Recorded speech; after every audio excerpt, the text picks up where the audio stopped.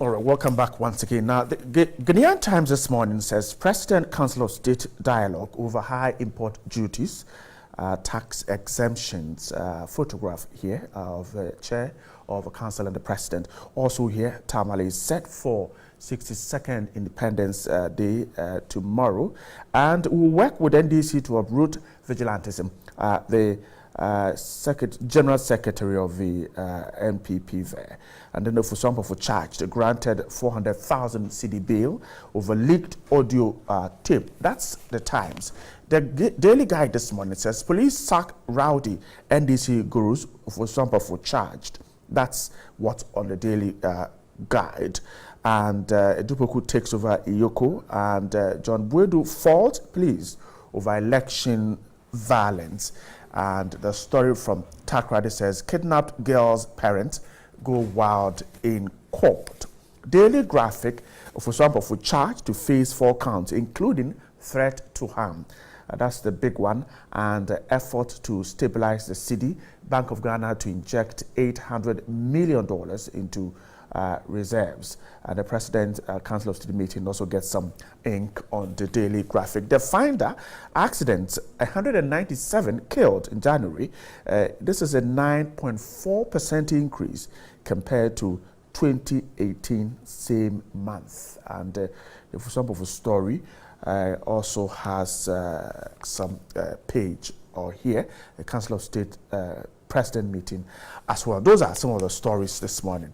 My guest to do the talking is a member of the NPP's team, Richard Ahiagba. Good morning. Hope you're doing good. Quite well. Grateful for your time with us. Let's start this conversation this way. The Daily Graphic has a story on the front page. Says that the NDC's national chairman, Mr. Sampufu, has been charged with 4 offenses: threat to harm, conspiracy to harm, routing, and assaulting public officials. The charges were slapped on him yesterday after the police had interrogated him for about 8 hours over a leaked audio, which he is said to be the person who was speaking now.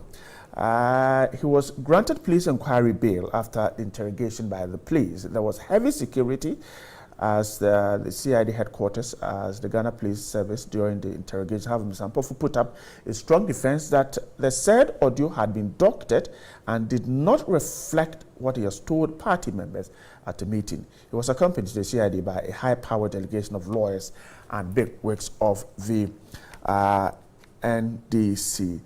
And of course, the story continues that hundreds of supporters of the NDC were bussed from various locations to the CID headquarters, mounted relentless pressure on the police to ensure that Mr. Sampufu was not detained. The atmosphere at the CID outfit became more charged when the first national vice chair of the NDC, Chief Sofo Azoka, stormed the area with a crowd of party supporters and made an attempt to break protocol and enter the inner premises of the CID building. At the point, there was heavy traffic as the NDC supporters took over the road, chanting and singing songs for the release of their chairman. This is what we'll concentrate our energies this morning on. Richard, this is not new.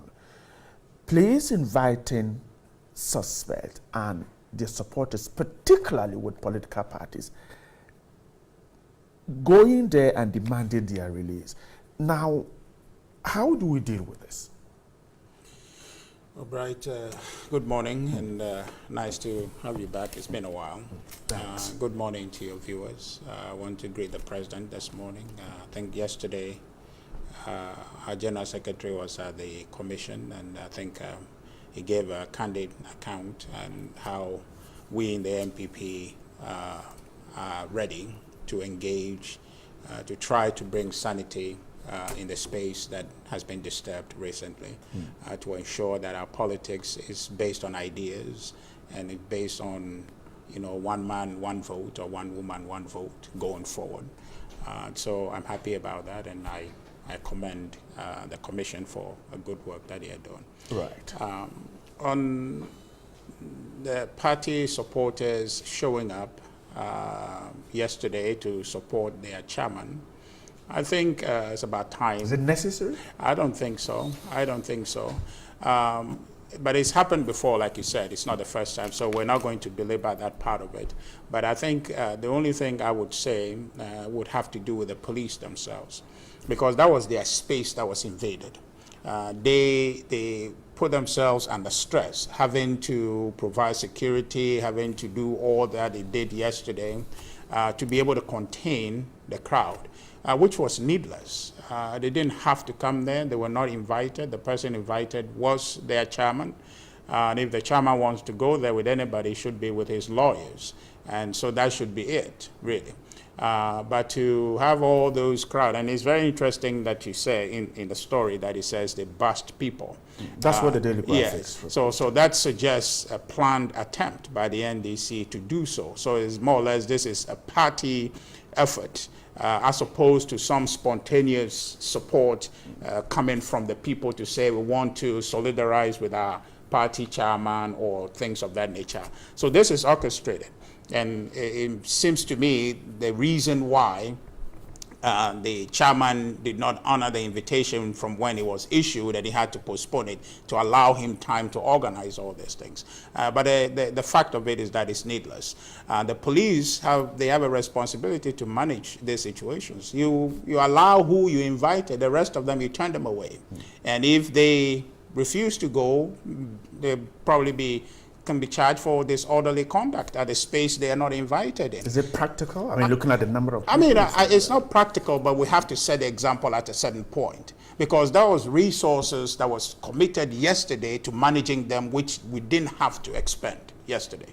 You understand? So if we're looking, and here is a party that is saying, oh, the country is insecure and all of that, and they are contributing to that. You hear some of the things that people were saying, it was plain wrong. That, oh, a whole chairman, and it was a nice question your reporter asked. It was, you understand he's not above the law? And he said, yes, I understand. But then what are you asking, really? So that, whole episode yesterday really didn't have to involve those people. I can understand a situation where people just hear over the air that, oh, our chairman is going there, and a couple just spontaneously show up and they can be managed. But to orchestrate and bring people from a destination, I saw Sofo Azoka there yesterday, all the way from Tamale, and we don't need that. That's a resource expense for them. Could the police be doing something wrong about the way they go about this kind of things? Invitation of, I mean, these are political people. So anything about them, it's taken at a different level. Perhaps is the police themselves doing something wrong?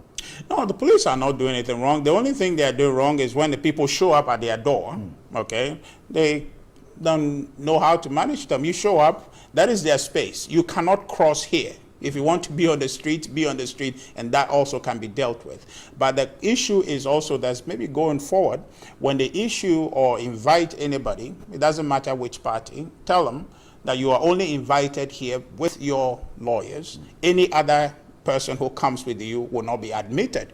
So if you are busing them or they're spontaneously showing up, they are not admitted. So when they show up, whatever sanctions are available would be, applied to them, or they will make you tell them go home. You understand? You go tell them go home. If they can't go, then they'll be punished as appropriate. Because that's a very disorderly scene yesterday. We don't need that kind of pressure on the police. They don't need that on themselves as well. And then as the interrogations go on, they're out there saying it's been how many hours, it's been this many hours. These are needless. I understand if after this conversation, or if there was an NDC rep here, you would tell me, oh, but it happened, with this person in the NPP. We're saying either way it's not acceptable. It's not okay. Let's be orderly. If an individual is invited, let him go and answer questions. There's not going to be anything done to him apart from according to the law, what the law prescribes. So if they invite him, let him go.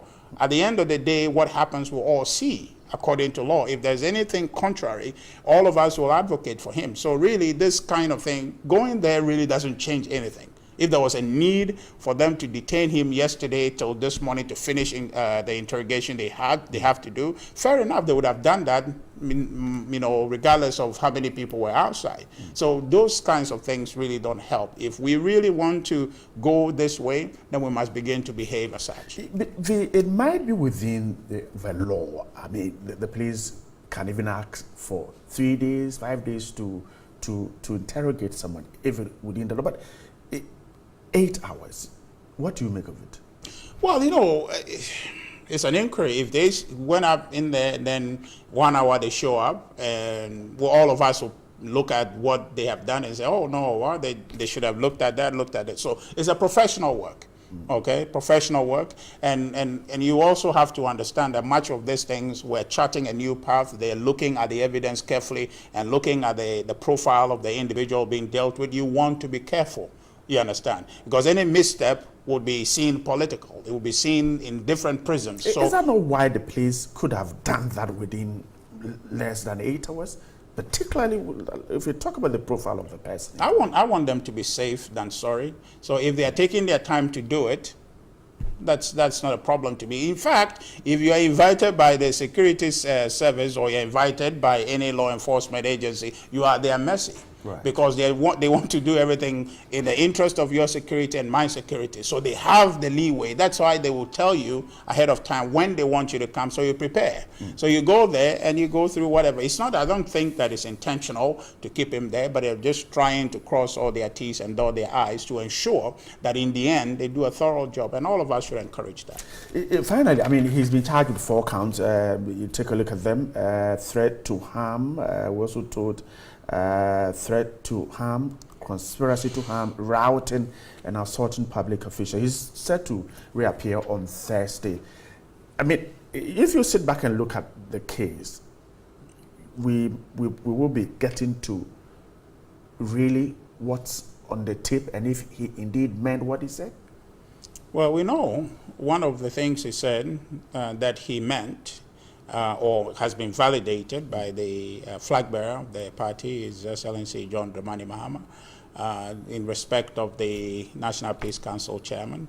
So that part of it is not doctored from their... As well as the Electoral Commission. Okay, so those 2 aspects are not doctored, so we're clear on that. Now, the question is it okay for anybody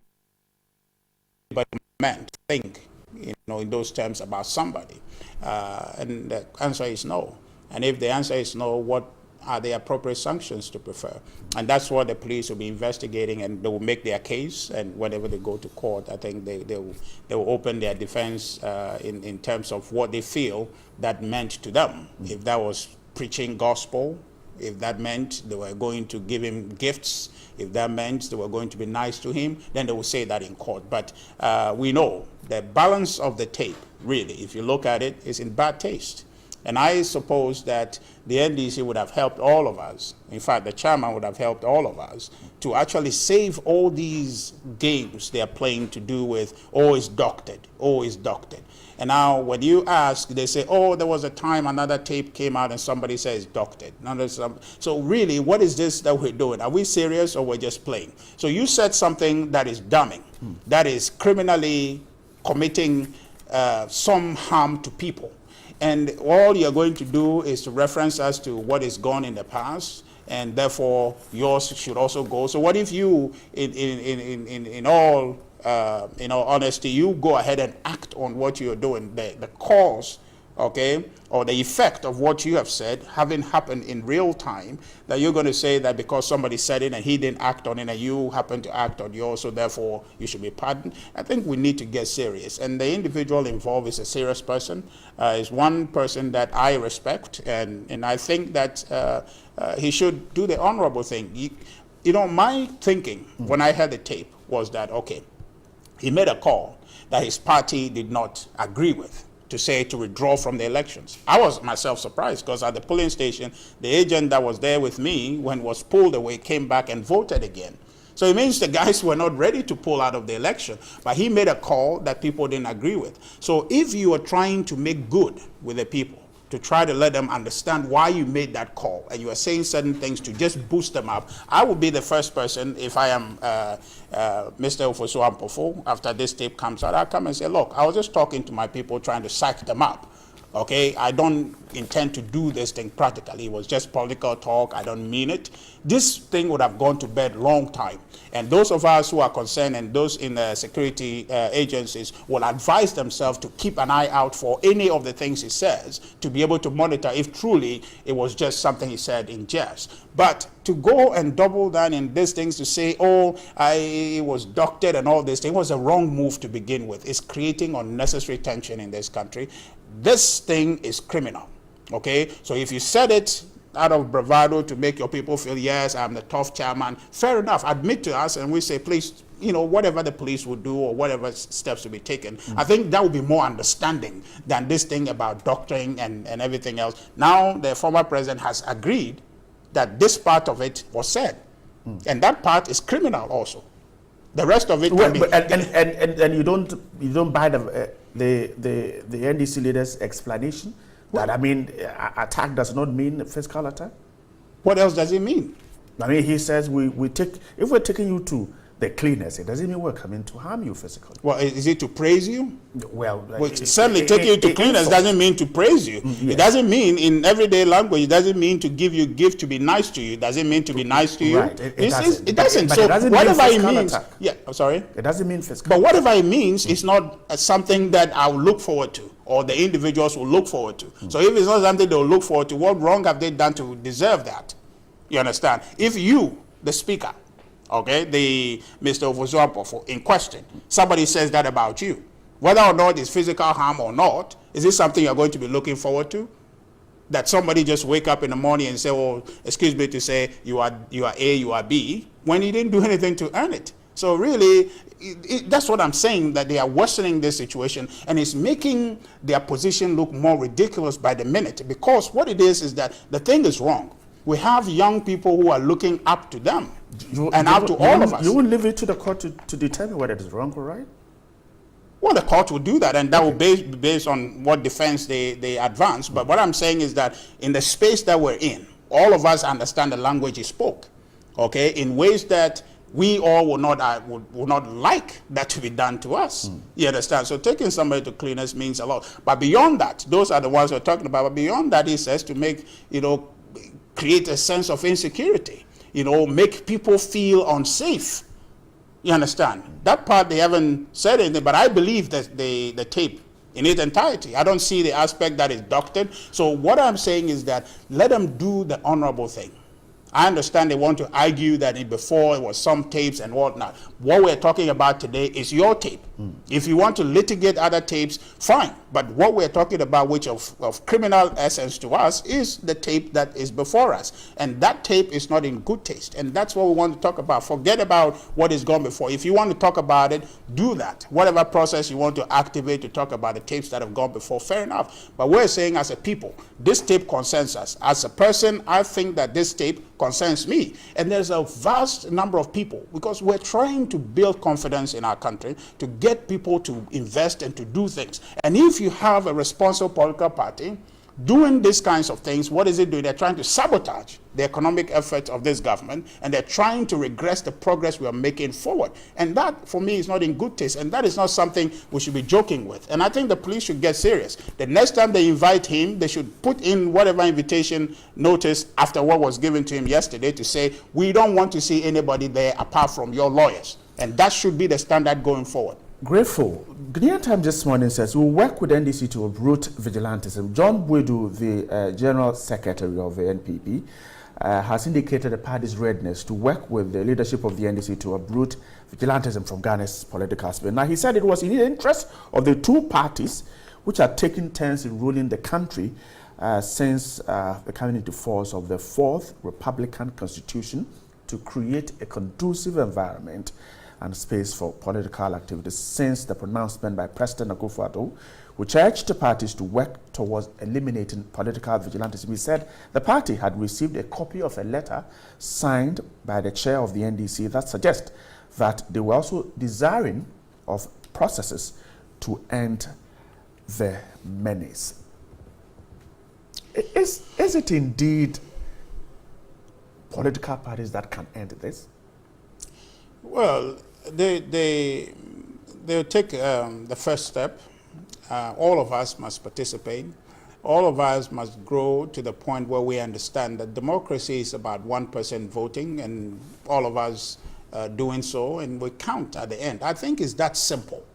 It's about is at base. It's about who wants A, and all of us raise our hands. Who want B, and raise our hands. We do that all the time in Parliament, and that's decision making. Okay, the only thing is that this involves thousands of people and it has to be secret, so we have to tamper it and do this, and we just want to make sure the integrity of the ballots is kept. So let's make sure that if I say I want Nana Addo Dankwa Akufo-Addo and I print that, at the end of the day, let's count that for me that I voted for Nana Addo Dankwa Akufo-Addo. That's all this is about. There shouldn't be any other thing to do with that. But where we came from, okay, that has informed this thing. And in fact, the conversation about it today seems to be old MPP and NDC, but then there's something that caused this. And we have to go to a point where this thing, we can all agree to solve it. I become an observer, ensuring that my vote is not compromised. You become, so all of us as citizens should engage in this process. We reject the idea that we'll visit violence on our own people. You understand? And to the extent that we want a peaceful country, all of us must contribute. So I agree with the General Secretary. As far as, and all this, all along, we knew, we in the MPP wanted, a peaceful space, because ours is not a revolutionary history. Ours is a peaceful democratic, process. In this country, we advance the call for democracy. So we cannot be the ones who want to sabotage democracy in this country. So if the NDC is willing and ready, we are willing, just like our General Secretary said, to engage to see ways that will allow democracy a chance in our country. Richard, let me ask you, look, Mr. John Boadu denies the NDC has vigilante groups. Sam George denies same. Now, if you mean the MPP has? Yes. Mr. John Boadu denied that these groups are members of the party or recognized members of the party. The individual members, but they are groupings that are affiliated to individuals within the party. And Sam George says the same thing, that the NDC doesn't have vigilante groups. They are individuals who have these groups. Now, with this background, then it then brings into focus whether indeed these two parties can stop this. Well, the very simple answer is yes. And the reason I say yes is I know the MPP were committed to doing that, because our leader, president, directed that we do that. So that will be done to the letter, to his dictate, because we cannot go contrary to his direction. Now, the whether or not we are admitting or not admitting, you see, why do you think the invisible forces, in my view, okay, in the nature and character of the MPP was not formed to create violence, to do all these things that has happened. It is more or less a situational excess that people have been, have occasioned some of these things. So it's not intentional, let's do this and visit mayhem on people. You understand? So the need to address this thing is to ensure that if we're going to have these groups, they must understand where they stand and what they are there to do. And the level of mistrust between these two parties. That's what I'm saying. I mean, you say they can go beyond that and disband these groups? Oh yes. I mean, we have shown the commitment. Our president has shown the commitment. I haven't seen that commitment from in the terms two of parties. No, I mean, because already there are people are denying that these groups exist. No. If you deny, how do you then get rid of them if you say no? But you realize that his comment, the General Secretary's comment that you said, he said MPP is committed to. That's okay. That's something is just no. But you see, we're at a point where, okay, our president, our leader, has directed this be done. Okay, so whether we recognize they exist or they don't exist, whatever exists that we know exists will be dealt with. If there is any group, you see, the thing that is difficult about this is that the individuals we're talking about are party people. Okay, they are members of the party, and you cannot outlaw any formation of a group in this country by by law. So what we're trying to say is that we have these members of our party, the NDC have theirs. The point of it is that let them behave like everybody else behave within the law. Even if they are protecting or they are agents for the party, they must do so according to EC dictates. And I told you, I don't know, I haven't brought my manual here, but our agent manual is clear that apart from not wearing our party colors to the day of poll, be orderly. That is a direct instruction for all our agents. So that, for me, is what we are going to adhere to. The excesses that have happened will be reined in. That is what our president wants us to do. But the idea that we are not committed, I think the General Secretary declared that yesterday. We are ready and we will engage the NDC to make sure Ghanaians don't experience that. I come back for us also take a look at another person who appeared who said that we will not need legislation to ban vigilantism, but let's pick some comment from Johnny, and then we'll come back to the conversation. We'll start off with a cartoon from Tilapia. It's talking about political vigilantism sitting on a time bomb, and that's Ghana there. The president of the republic on the left, the former president John Mahama on the right, and he is holding on to a hawk and a bulldog, Azoka. He says talking won't solve the problem, because then the president is asking him, let's talk about these pets. And then the president is also holding on to the Delta Force and the Invisible Forces. Ghana is in tatters, as you can tell on your screens. It's been, well, more than 10 days since the president in Parliament called for the parties to come together to look at a way forward in banning the vigilantes. In fact, the ultimatum is gone. It's finished. And we are on extra time now. But you see where the fight against vigilantism is going? It's up and down, it's turning into a turf war. You have the decision to make it happen. And yesterday, I'm sure you heard about the situation at the NDC's, the police headquarters. This was it, a secret, supposed secret tape. One party said it's doctored, another party said it isn't doctored.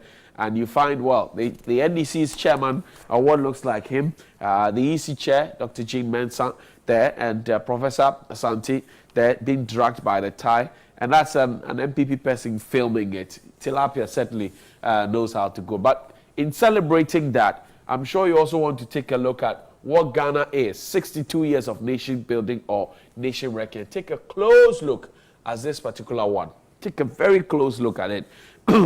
Somebody is pouring. So Ghana literally has become a land of castaways and leftovers. There's field, somebody is openly defecating, people are throwing refuse out of their vehicles, and Ghana is right in the heart of the field. The president said in 4 years, Accra will be the cleanest city in Africa. And last time he was in Parliament, he said he has 4 years. So 1 more year to go. Will the president be able to do? Is it possible? What's your contribution to the change you are clamoring for? And deliberately, I'm not reading from WhatsApp because I know I've seen a lot of you doing equalization, condemning and equalizing. That's not what we need now. So today, I'm just showing you the thoughts of Tilapia, the thoughts as it's gone. The president said, let's disband the vigilante groups. Question, are we committed? Senior Bright, thank you. Right. Rachel, we'll spend about a few minutes to wrap up, but quickly, Dr. Kwesieni is also suggesting that legislation to ban vigilantism won't work. Yes, Brett, before I get there, can I just because I want you to wrap up so that we'll spend just 2 minutes to deal with independence tomorrow, and then we'll touch on this. Of course. Yes, you know, seriously, I really appreciate what Hughes just did. I think Tilapia and Hughes just aptly narrated to us. We need to do better. The president has set forth the vision to ensure that our environment is clean. This is not the president's business solely to ensure Accra is clean. It is for us to pursue that vision. So I have a role to play. You have a role to play. All of us have a role to play. Something should tell you it's not okay when you're throwing things where you're not supposed to throw them. I was having a conversation with Hughes last time I was here after a program that we're putting together some activities to do some cleaning around some place in Accra. We as a people must take that initiative. It is one thing that we have a leader who has set that vision for us. It is for us to now rise to the occasion and do something about it. We are able to. In our own homes, we make sure it's clean. How can you live from a clean home and be part of a very filthy environment? That's something we have to do something about. So really, it is not the president's challenge. It is our challenge as a people to ensure that our environment is clean. We are very godly people. Islam, Christian, in between everything else that falls there, cleanliness is next to godliness. Let's pursue that as a matter of lifestyle, and I think our environment will get much better. Right, finally, we're 62 years tomorrow. All is set. Tamale is hosting all of us. Can we be smiling to Tamale tomorrow?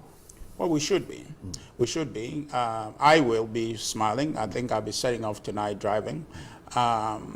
It is particularly gratifying because on the heels of Dagbon's restoration, we're going to go there as a country to celebrate with the people of Dagbon. And I was very happy the respective regions have been put in place. I think Sablugu Lana is in place and Mion Lana is in place. So we're going to consummate that, and I want to congratulate all the people of Dagbon, and most especially the Yana and the regions that have been restored now, the Sablugu and the Mion Lana.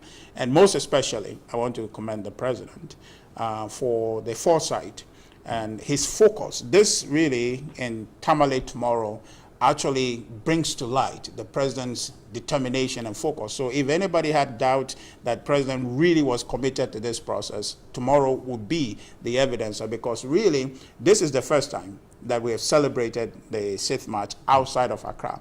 And why would anybody want to do that except he's committed to ensuring that what we have done, we want to bring attention to it and let the people be minded that when we allow peace to prevail, good things happen. That's the reason all of Ghana is coming to Tamale tomorrow to celebrate with you for your own determination for peace, and that is why we're celebrating with you. So this is to encourage the people of Dagbon. So you have a good thing going. Let's continue to allow peace a chance, and great things will happen in Dagbon. Finally, we went into independence, certainly a divided country. 62 years on, we're marking tomorrow with a country sharply politically divided. How should the president try to bring the political factions together to drive this unity agenda? We're talking about celebrating peace and unity. Definitely. You know, if there's anything we should learn about this president, he is a president with a needle and a thread, trying to weave this country together. Much of his policies that he's putting in place is a policy that really does not give him credit today. It's a policy that is seeking to build this country forward for all. So he is a consummate example of the peace and the oneness that we need in this country. And I think that if we go in this direction, I have every faith that tomorrow the message he's going to give us would further charge us to understand that in the space that we find ourselves, there is nothing else that can work for us but unity and oneness that will take us forward. So I am hopeful about tomorrow. All right. I'm grateful, Richard, for your time this morning. Richard Anyagwa is a member of the NPP's team. Unfortunately, the rep of the NDC did not turn up for the show. Grateful for your time with us.